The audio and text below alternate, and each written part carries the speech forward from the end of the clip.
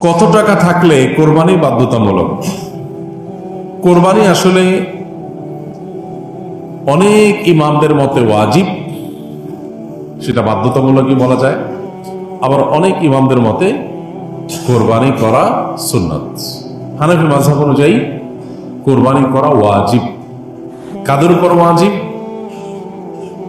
যাদের কাছে যাকাত ফরজ হওয়ার মতো সম্পদ আছে, সেটা 1 বছর যদি নাও হয়, সম্পদের বয়স যদি 1 বছর নাও হয়, যাকাত দেওয়ার জন্য 1 বছর বয়স হইতে হয় সম্পদের বয়স, কিন্তু কোরবানির জন্য 1 বছর বয়স হওয়া লাগে না। এটা হলো যাকাত এবং কোরবানির মধ্যে পার্থক্য। মূল সম্পদের পরিমাণ সমান। যাকাতের জন্য যে পরিমাণ সম্পদ লাগে, কোরবানি করতেও সে পরিমাণ সম্পদ লাগে। এখন